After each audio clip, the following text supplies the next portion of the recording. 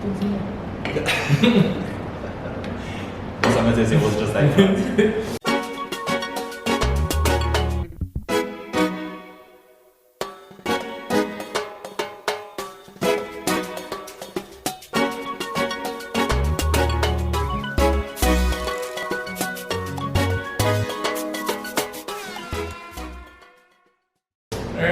Good morning, everyone, and welcome to episode 8 of season 2 of Coffee with Shamar. And I'm Shamar, obviously, well, you know that. And today I have with me Joel, Nomdarkham. And who's Joel Nomdarkham?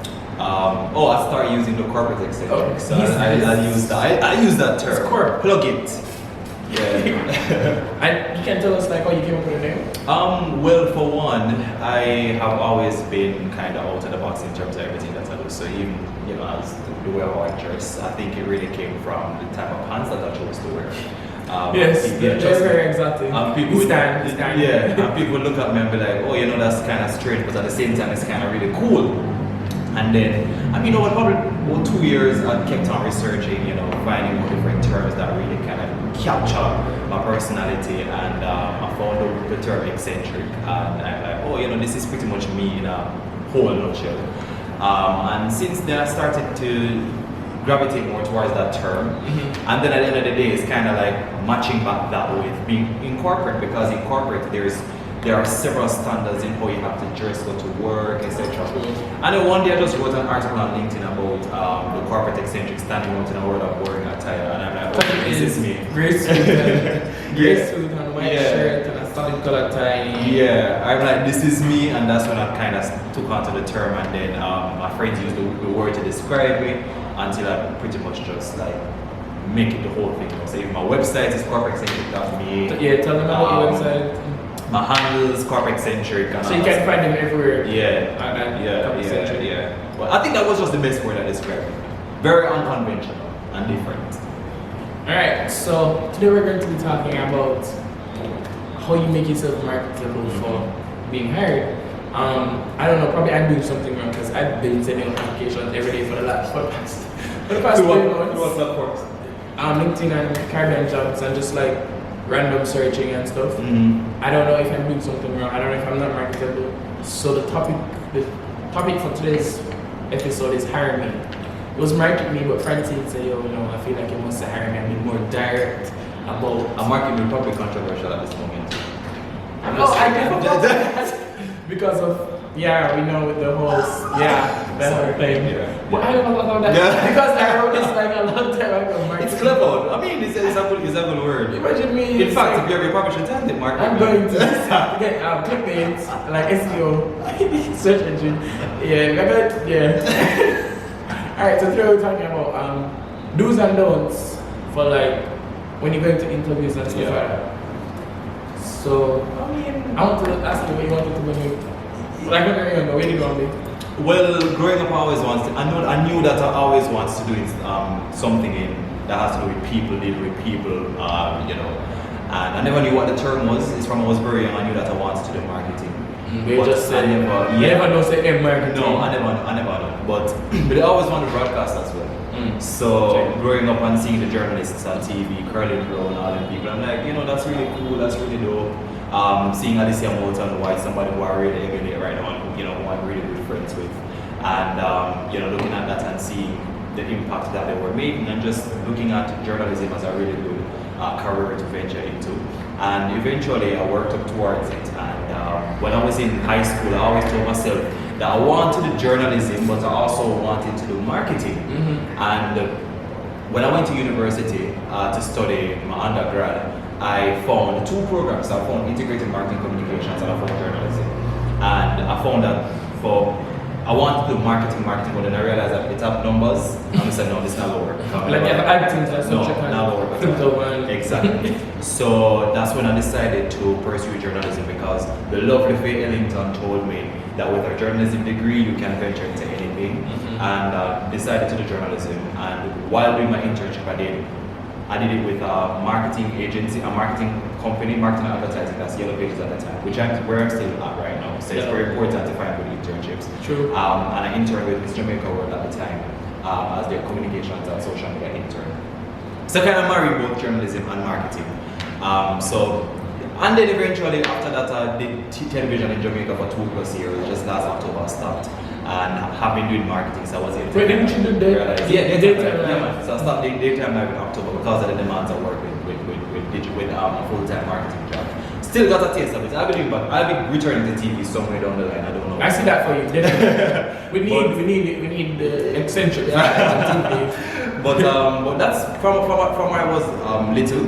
I knew what I wanted, and I really put in the work and got to it pretty much. So basically, you think you became what you wanted to become? Yeah. All right. Of course, with perseverance and a goal in mind and determination and being very marketable, because it wasn't a drop in the bucket kind of thing, because you had to prove your value. Yeah, especially with marketing, you can't just say, hey, I'm a marketer, I'll get your company a lot of money, just give me money and just trust me. No, you can't do that. You have to come with substance, and I think that's what a lot of young people are missing these days. You want to go one firm, you apply for one job, you submit the basic thing where everybody is a submit. I have some 500 followers, and nobody cares. Have to use me. Nobody cares. So you have to figure out how to do that.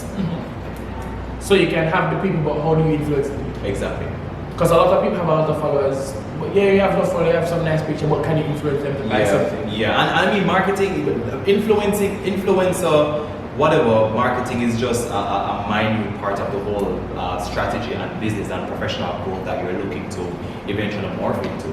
And it's not even just talking about marketing as a career, but any career, whether you want to go into law, medicine, sports, education, anything along that line, it really comes back to figuring out what your approach is and how you're going to make yourself marketable. And how do you want people to see you? How you want people to see you, as well as how do you portray yourself and your brand. I think one of the discussions that has been happening over the past couple of weeks is in relation to people separating their personal from their business.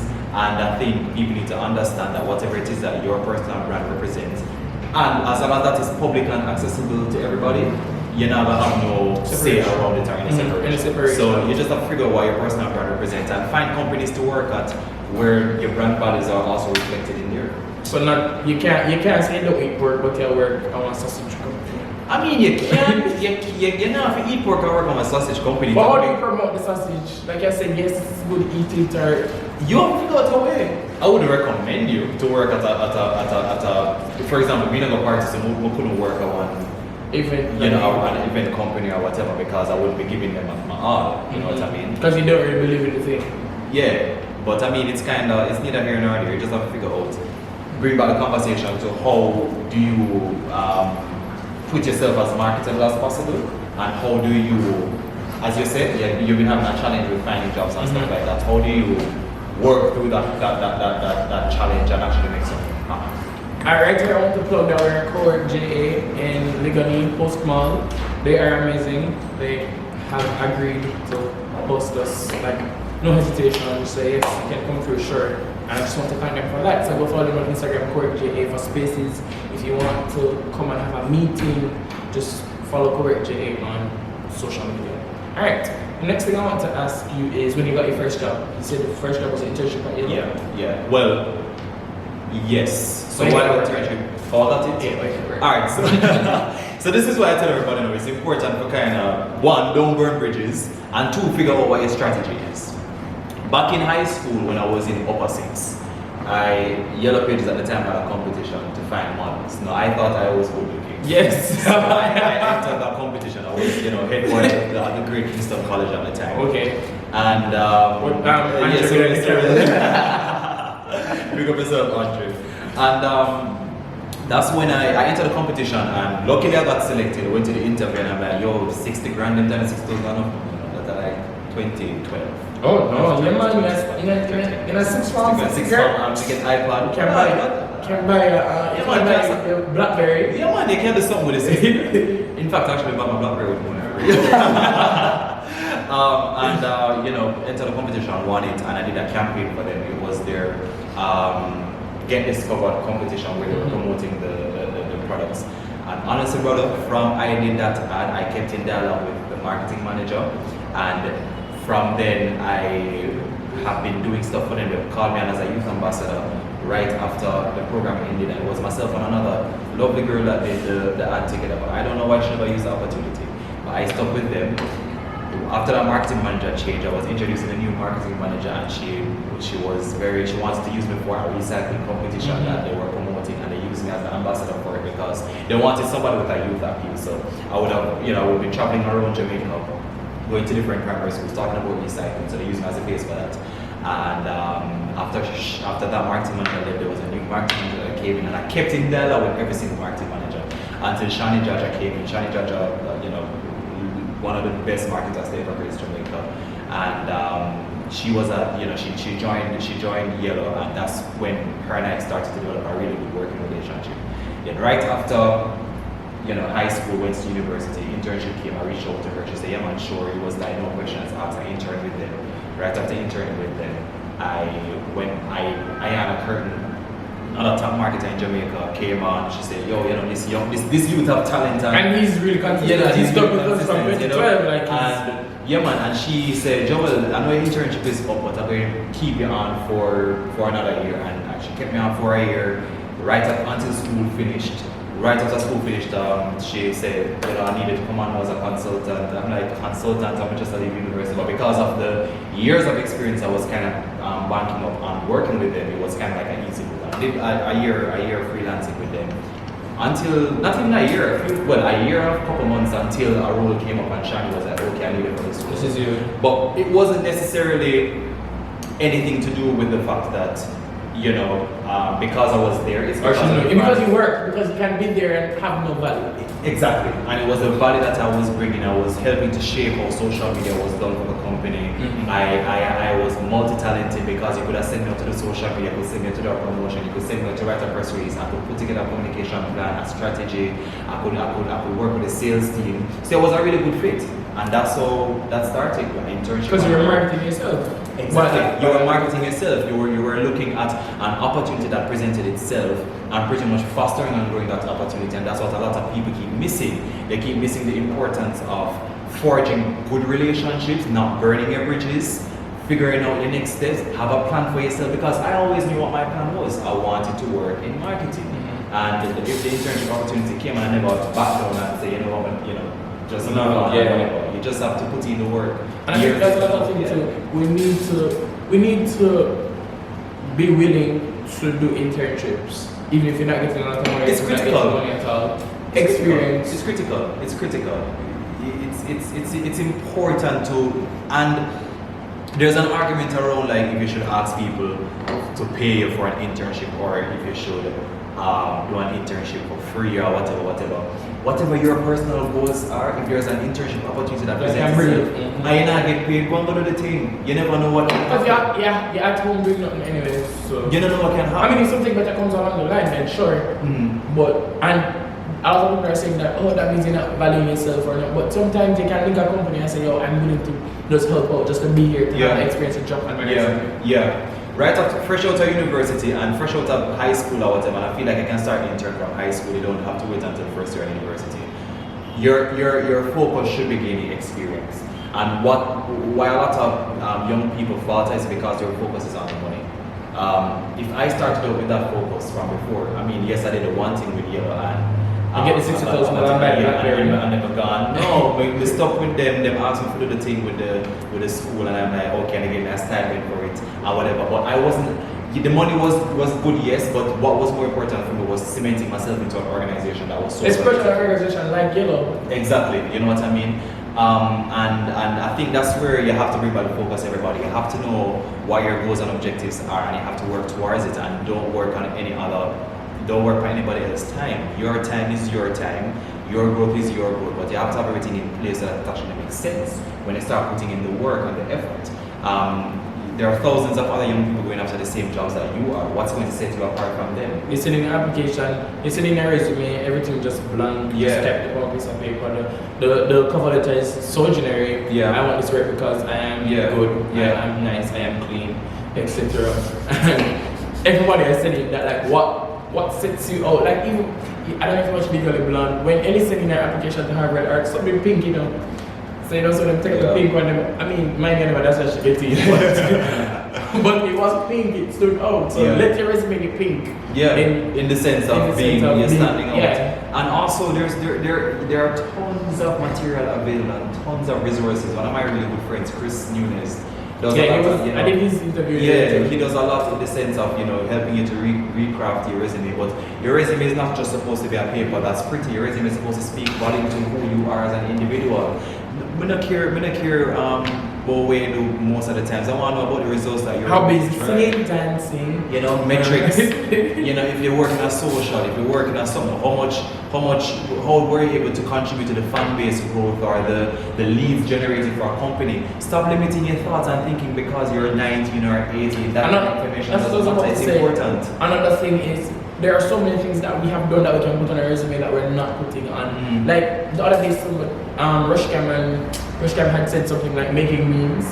Just from example, and he was saying things that you can turn into things that you can put on a resume. So there are some things that we do, and we say, no man, that's simple. I don't need to put them on a resume because if you put it in the right term, if you term it right, it's an actual skill. Yeah. And use the time as I said before, use the time to properly build your resume. Is yours, and your resume is supposed to speak for you.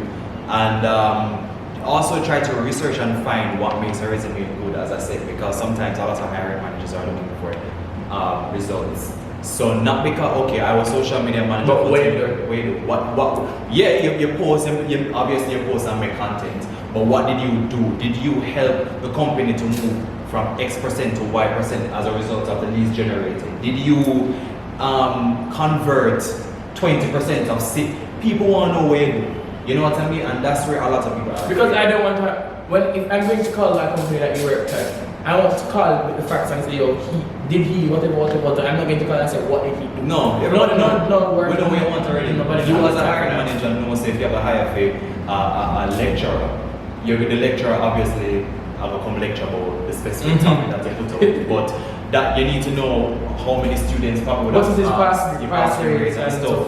So guys, you have to be a little bit more meticulous with these things. You have to be very, you have a boss. And your results, you have a boss about them, but you have to ensure that you are putting in the right information. Because most of the hiring managers have none of time for you to read through 3 pages, 4 pages. Yeah, that's the resume them the norms time. So you have to be very careful and mindful of that. So I want to thank you guys for joining me on part 1 of Hire Me. And I want to thank Joel for coming. And guys, the conversation does not end here. Next week, Sunday, we're going to see episode 2. Maybe before Sunday, Wednesday, who knows? You're going to see part 2 of this episode because it's very important that we listen to all these tips that he's giving us so we can earn that $7 million. And I want to thank you guys for helping me to get to 500 subscribers. 578 now. I don't know when this video posts where it will be. Probably like at 700. Who knows? But I want to thank you guys for that. Thank you for all my friends that helped to push. We were at 382 in the morning, then we got to 509, and next we got to 578. So thank you guys for that. And look out for part 2 of Hire Me.